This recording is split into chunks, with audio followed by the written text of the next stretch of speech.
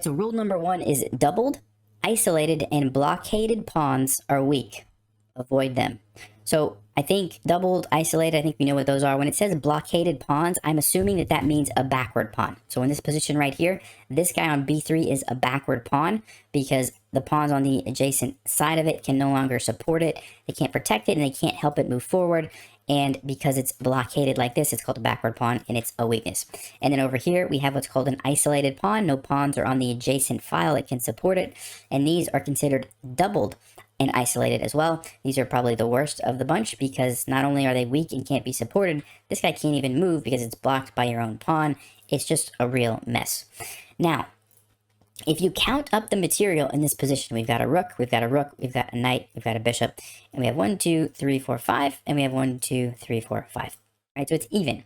But if you want to take a guess, what do you think Stockfish says is the evaluation of this position? Well, if you had a chance to think about that, the answer is minus 1.1. Okay, that means black is basically ahead a pawn, 1 pawn and 1/10 of a pawn, 1.1. How is that the case? Well, it's not because they're actually up a pawn, right? We already counted there's 5 pawns against 5 pawns. It has to do with the fact that black has a lot of small little things that when you put them all together, it actually adds up to a significant advantage. So what are the things that black has going for them? Number one, the king is more active than this king. We'll come back to that in another rule later. But the king is closer to the center of the board, has lots of options on where it wants to go. White's king is kind of stuck over here. A knight against bishop. Generally speaking, bishops are a little bit better. Backward pawn. The rook here is, and the pawn are blockading this. This is a weakness that white has to defend. And then we already talked about these as well. Double isolated pawns. Isolated pawn. And look at black's nice pawn structure over here. So the key takeaway from this is that it's not always about the material necessarily. Sometimes it's about other things that can add up to a big advantage as well. All right, on to rule number 2. Passed pawns should be advanced as rapidly as possible. So this one, I was kind of surprised to hear, although it does make sense, but there's a word of caution here. So here's a position, it's white to play, and according to the rule, passed pawns, which would be this one, should be advanced as rapidly as possible. That means you should start pushing it down the board, right? There's one caveat to that, and the catch is you have to be careful you don't push it too fast to where it just gets captured. So for example, if we were to play h4, king goes here, and we play h5, we're just giving away the pawn for free. Black's just going to go there and take it, right? And, it turns out we can actually still win the game doing that, but you do have to be careful.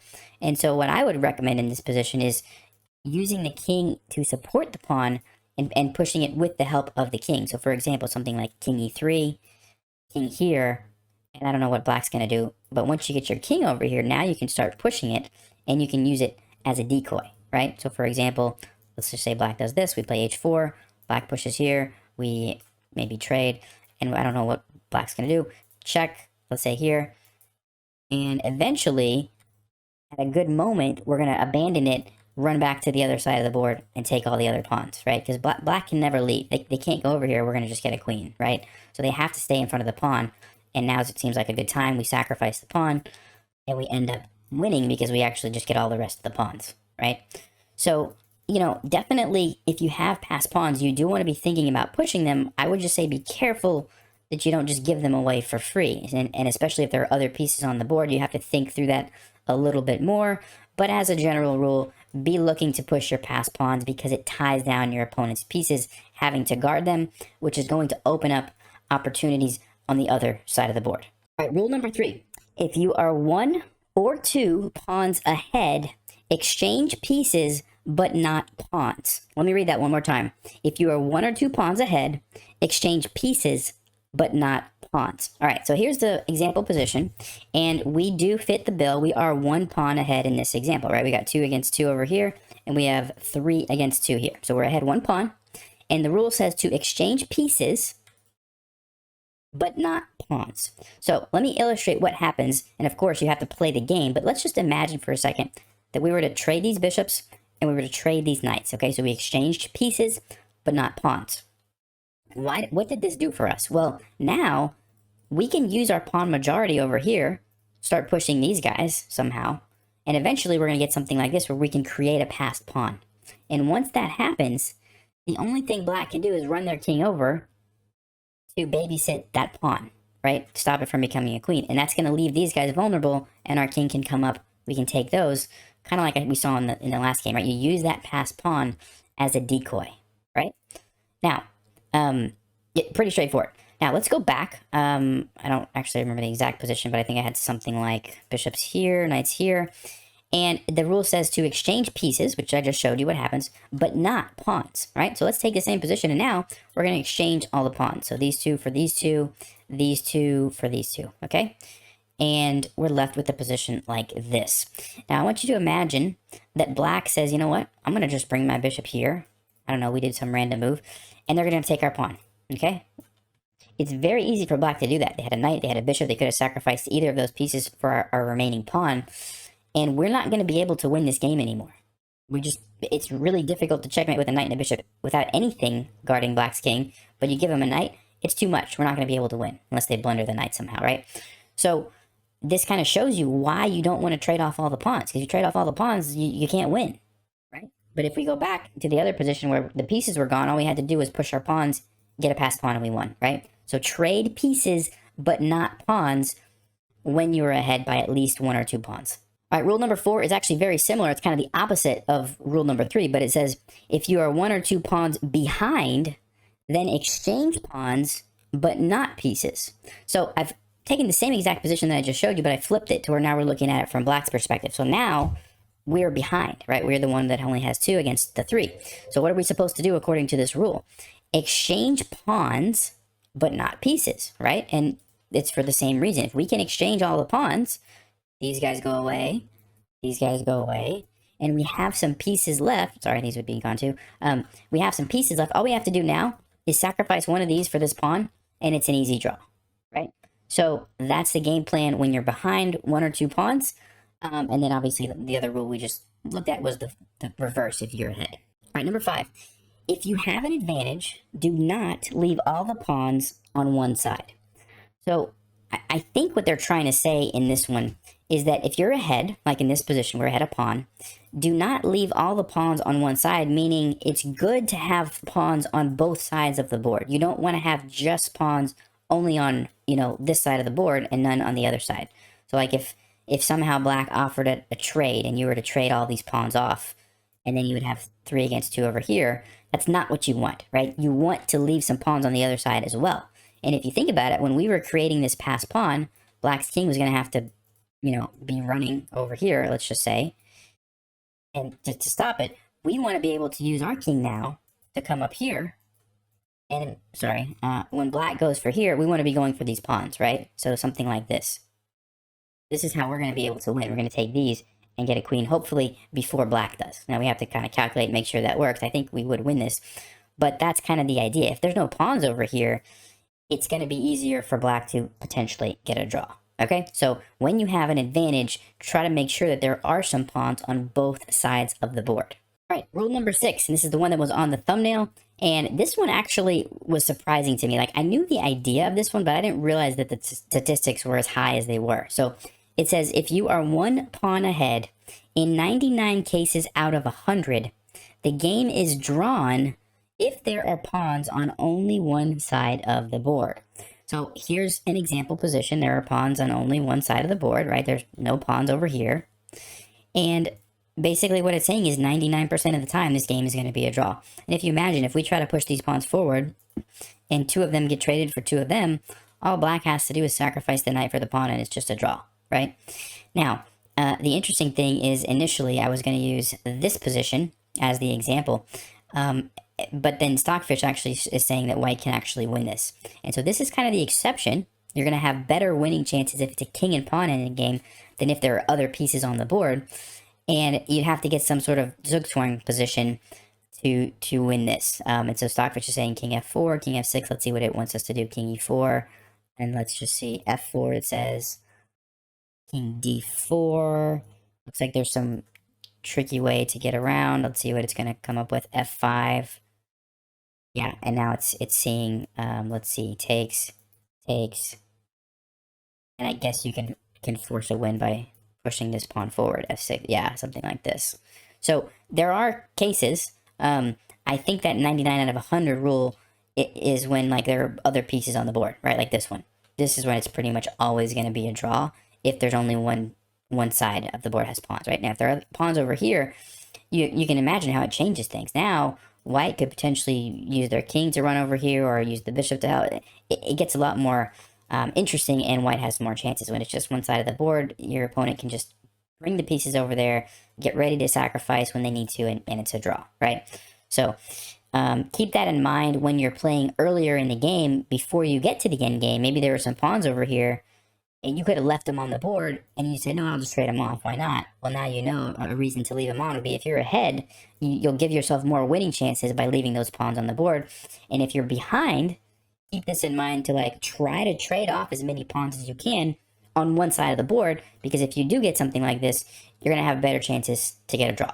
Okay, so that's the key takeaway there. Okay, number 7 actually ties in with what I just talked about, but the easiest endings to win are pure pawn endings. So if you imagine this position right here, it's pretty tough, right? But then when I switched it over and showed you, back here where the pieces were gone, white actually did have better chances to win. You had to just kind of do some maneuvering with your king, push the pawn at the right time, and you were able to pull it off. So this is going to be much more drawish. This is going to have, you're going to have better chances to win with your extra pawn. All right, number 8 is the easiest endings to draw are those with bishops of opposite colors. So when it says opposite color bishops, it's not talking about this is a white bishop and this is a black bishop. It's talking about this is a bishop along that's on the dark squares, and this is a bishop that's on the light squares, right? So these two bishops can never attack each other. They can never threaten the square that the other one's on, right? And so because of that, it's extremely easy for black to get a draw. Just pushing the pawn like this, and it doesn't really matter what white is going to do. Black can simply create a blockade like this, right? Put their bishop there and just move the bishop back and forth, and white can't do anything. You can never really make progress because you can't attack any of these squares because your bishop's on the wrong color. So those are extremely drawish. So yeah, keep that in mind. All right, number 9 is the king is a strong piece. Use it. So we've talked about this before on the channel here. The active king in the endgame is extremely powerful. So this is a position where it's better for black because black has 6 pawns against white's 5, and black's eventually going to be able to create a pass pawn here and probably win. But because of white's active king placement, and look at black's king in the corner, this is not going to be an easy game for black to win.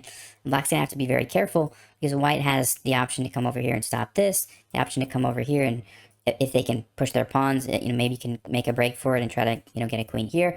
White has a lot of options because they're using their king. And so you want to be very careful if your king is stuck in the corner like this at the end of the game.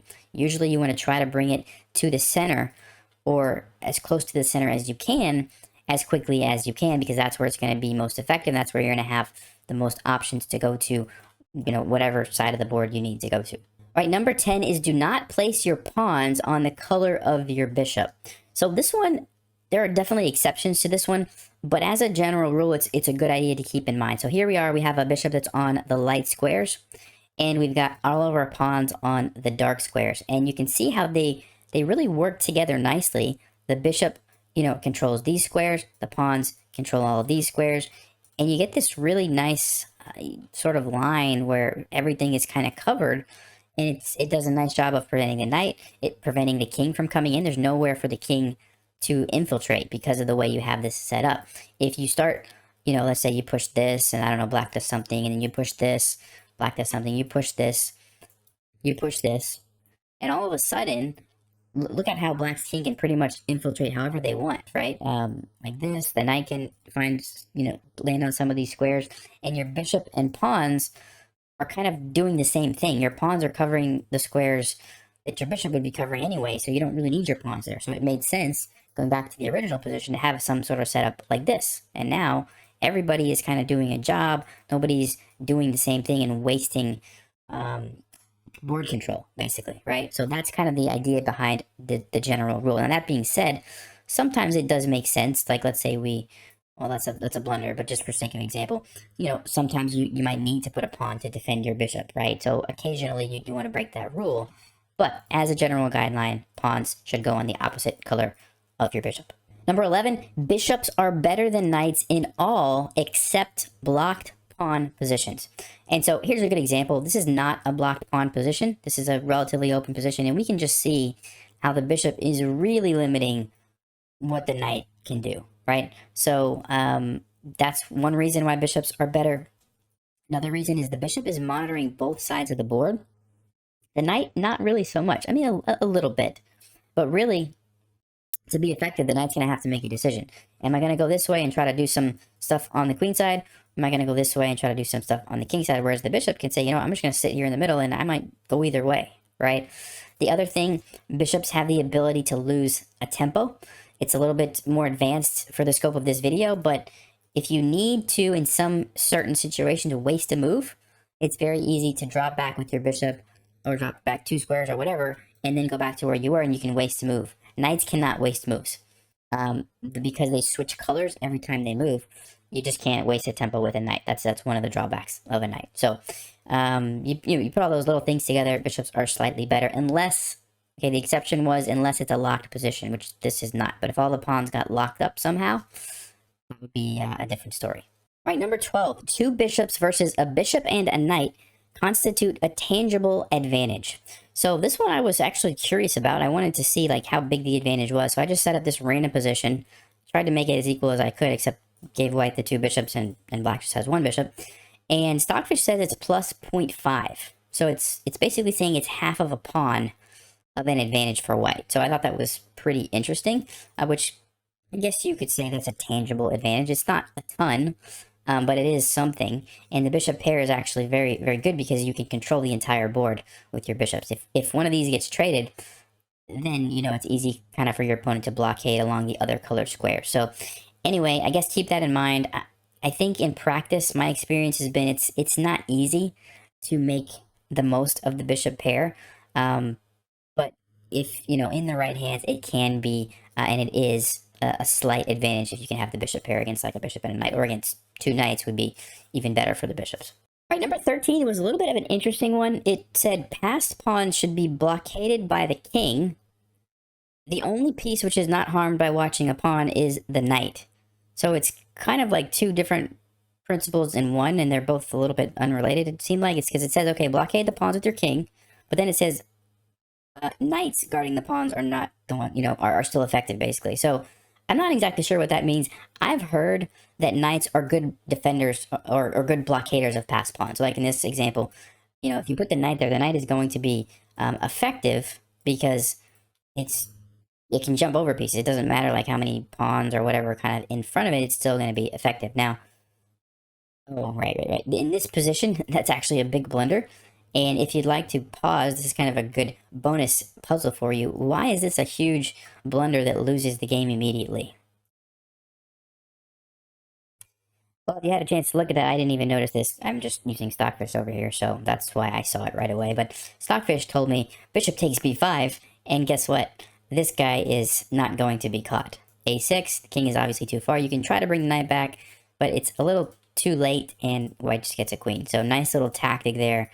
And so in this example, this was a bad example on my part. The knight has to stay here because it needs to be a little bit closer to guard this in case white sacrifices the bishop. So you kind of have to leave your king. But anyway, I think the takeaway from this is that the king or the knight can potentially be good blockaders of passed pawns. Generally speaking, rooks are very ineffective because they're blocked by the pawn, and a lot of times bishops are okay. They're not maybe the greatest, and then queens, usually queens can be more effective somewhere else. And so that kind of leaves the king and the knight as the pieces that probably you should be using to blockade passed pawns.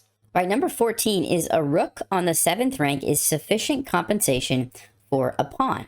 So the 7th rank would be here if you're white, or in this case, black has it on the 2nd rank, right? The rook on the 2nd rank.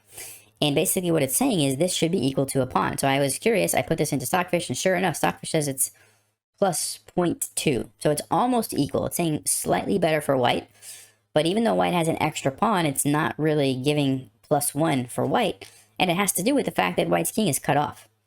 And so if you imagine if we try to make progress here, well, this rook can just, I don't know, rook to c2, and we try to make progress. Well, we're losing our pawn there, so we have to, I don't know, I guess, defend it. And black's king is able to kind of infiltrate and put pressure on our pawns.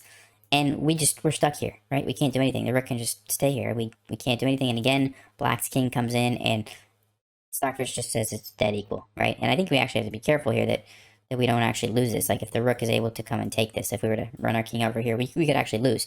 So the point is this rook is worth a pawn, right? So even if you're down a pawn, let me flip the board for a second. Even if you're down a pawn, if you're able to get your rook on the 2nd or the 7th rank like this, cut off your opponent's king at the end of the game, that's really good. And don't underestimate how strong that can be, basically. All right, and number 15 is rooks belong behind passed pawns. So in this position, this is a passed pawn for white, and you can see white has the rook behind it. This is the ideal location for the rook because it's going to support the pawn all the way up until the queening square, and that's generally what you want. And even if white's rook wasn't here, like let's say white did something like this, this is going to be a good place for black's rook as well because it's going to be putting pressure on that pawn the whole way as it tries to go up the board, and that's going to be your best chance to, first of all, stop it from getting a queen. Also, if the king tries to get involved, because you're way back here behind, you have the option to keep, putting the king in check or force it to walk in front of the pawn, and then they can block the pawn. And there's a lot of more advanced, tricky things that can happen in these rook endings. But generally speaking, just remember, if you can get your rook behind the passed pawn, that's probably where it should go. Alright guys, there's 15 rules for the endgame.